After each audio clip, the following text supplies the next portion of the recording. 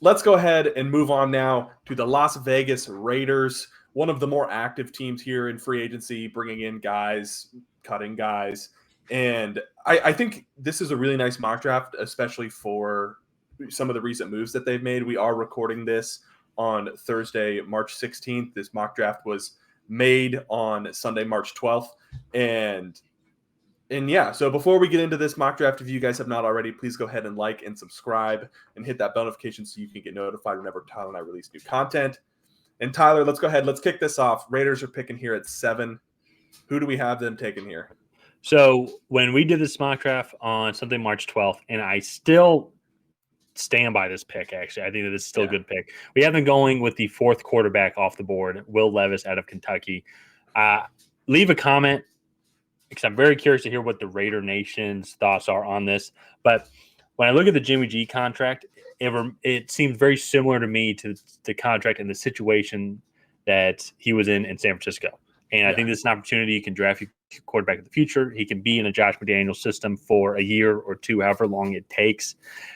And then Jimmy G can still take your team to the playoff and be competitive. He's in a much different position, I would say, than he is in San Francisco, so he might not make the playoff. But that being said, though, he's used to the Josh McDaniels system. Mm-hmm. He's played with Jacoby Myers before, and if he's thrown to Devontae Adams, no one's going to be able to. With Jacoby Myers before, but they both came from the Patriots. They have, they both played under McDaniels before. Yeah, they're Eskimo brothers when it comes to the Patriots franchise. And so I think that it would be a good I couldn't keep a straight face there. I still think it'd be a good pick.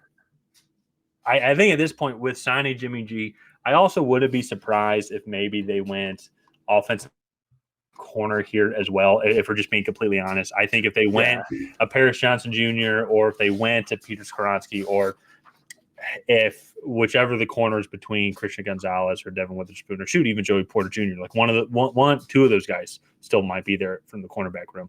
I can also see them going that route as well. But I still like the Will Levis pick. You're going to need a quarterback for the future. You're going to want to have this guy for a long time, obviously. And I think at 7, I think it allows for the Raider situation to fit perfectly, where he can sit for a couple of years. And that to me, I think if they really like Levis and Anderson are going to be the only two that they actually really get a shot at, because Stroud and Young are going to go 1 and 2.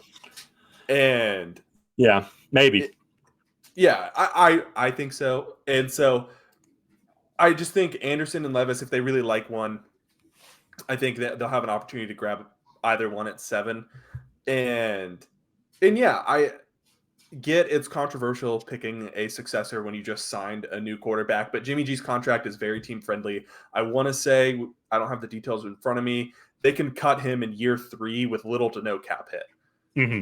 And to me, that just screams that they're going to draft the guy that they want and then develop. Yeah. So next up, we actually made this pick before the Darren Waller trade, so that's a little hint as to what position it was. But Dalton Kincaid, the tight end from Utah, is, one of the best receiving tight end prospects we've seen come into the draft in a long time. He's still on the board here at 39, and I think now this pick just makes even more sense that Darren Waller is traded. Yeah. No, looking back on it, I wish we'd kept our full order of draft prospects, because I'd be very curious who else could have taken Dalton Kincaid earlier. That being said, though, at minimum, I think like Darnell Washington or Luke Musgrave is definitely going to be here. If Dalton Kincaid falls to 39 for them here at the Raiders pick, I think they're running to the draft standards like, we want this guy from Utah like right now. But either way, that being said, though, I can honestly see Dalton Kincaid going before this in the first round as well. But Darnell Washington, I believe, is going to be sitting there, and I think that he would also fit system. And so if just looking back on it, I love the Dalton Kincaid pick here, especially going tight end. Just got rid of Darren Waller. I don't know if Foster Moreau is the guy moving forward, and I think getting Young, he is a guy. He's a good other like tight end number 2, like complementary role to the number 1 guy. But he really only found his success these past couple of years because Darren Waller was hurt all the time. But even with that, he didn't put up Darren Waller like numbers. I think Kincaid or Darnell Washington can put up those types of numbers. No, I agree. I think it's an immediate need that they have, and this fills it right away. So let's go ahead. Let's move on now to pick 71. Tyler, who do we have coming off the board here at pick 71 for the Las Vegas Raiders? So we have Jamie Robinson, safety out of Florida State here. Secondary has definitely been an issue for the Las Vegas Raiders, and I know they just signed safety Marcus Epps from the Eagles. I still think that this would be a good pick and add some depth and some value, I think, for the secondary to grow. If Epps doesn't work out, or maybe if Jamie Robinson comes in and just beats him, then you have your safety for the future, and then you can kind of start to build around them from there. Yeah, no, I agree. I like this pick.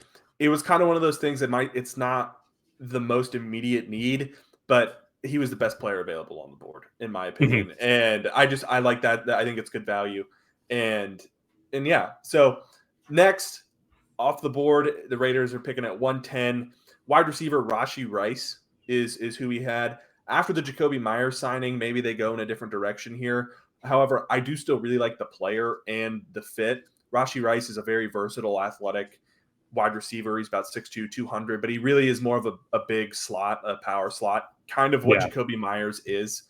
And I still like him in that system. However, I just think maybe now with Jacoby Myers that's slightly redundant.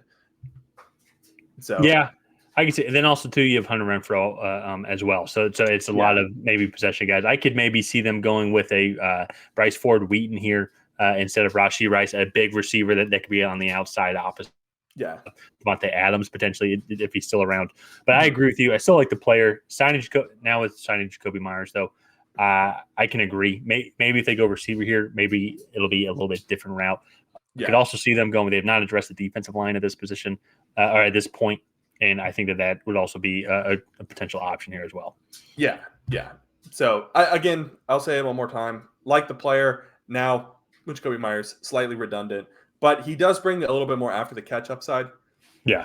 So yeah, and then at the start of the 5th round, the Raiders have a couple picks here. So at 143, Caillou Blue Kelly, the cornerback from Stanford. And then at 146, interior offensive lineman ML Ikior Jr. from Alabama. These are also best player available on the board, but I also like the fits as well. Caillou Blue Kelly had a really good 2021 and a not so solid 2022. However, he was able to do some things at the Senior Bowl to maybe boost his draft stock. So getting him at the top of the 5th round, I think is good. He has good physical traits. And then ML Ikior, best offensive line that was on the board at the time that we picked. And I think the Raiders not having addressed it to this point it's kind of imperative that they do. So yeah, when doing this draft, I definitely noticed there was a big drop off from like the top 80 prospects when it came to like offensive linemen that are available to then like 180 ish, I would say, of offensive linemen available. And there's only a few in the middle that I think that could go there, and Iki was one of these guys here. So I think getting him here, they can honestly probably maybe take him at 110. Same with Kai Blue Kelly, but in our mock, both of those guys fell. And so getting these guys here at the start of the 5th round is absolute great value. Some guys I think that can potentially compete and contend to start on day one. Yeah. And then lastly, they have 5 more picks here, but we're going to kind of rapid fire through them because we're running short on time. Jalen Redmond, the defensive lineman from Oklahoma. Yasir Abdullah, the linebacker from Louisville. Robert Beal Jr., the edge rusher from Georgia. I don't know how to. Richard Goriege. He's French. Richard Garage from offensive tackle from Florida, adding some tackle depth there. And then Evan Hall, the running back from Northwestern. Again, all of these guys are developmental prospects. At this point, you're really looking for traits that you like. And all of these guys, I think, do a couple things well. They just need to round out their game for the NFL level. Most of them, obviously not the offensive tackle and defensive lineman, will contribute on kickoff coverages or in the kicking game where the offensive lineman could potentially play a role. So yeah, all in all, I really liked this draft for the Las Vegas Raiders. Again, the only pick that I actually really have a problem with now after all the offseason moves that they've made is actually that Rashee Rice pick at 110, because I think that is slightly redundant now with Jacoby Myers. Maybe they go a different way. I know a couple speedy receivers fell in our draft, and maybe they go that route and try to get a true speedster guy to take the top off of defense. So yeah, so I do like this draft as well. A lot of it is going to come around now, especially after what we hear from Raider Nation, and also kind of what we hear from the Raider organization over the next couple of weeks on what they do with the first pick. Do they go with Will Levis or not? One guy who I do think, if he falls that far, just because of some of the off the field stuff and his pro day wasn't the best, but if Jalen Carter gets to 7, I really do like that pick, just because in our draft, they don't address the defensive interior until 176, but it's because like there were good players that were there. Yeah. If Jalen Carter falls to them at 176, at 7, if Jalen Carter falls to them at 176, they're definitely taking him. But at 7, if he falls, I think that is going to be a very serious conversation to have, because with the potential talent that we see in him compared with Max Crosby, that could be a very dangerous front, especially in that division that they're in. So it's going to be interesting to see. Leave a comment on what you think of this draft and who you would like to see taken, or picks that you really like and hope that the Raiders get. But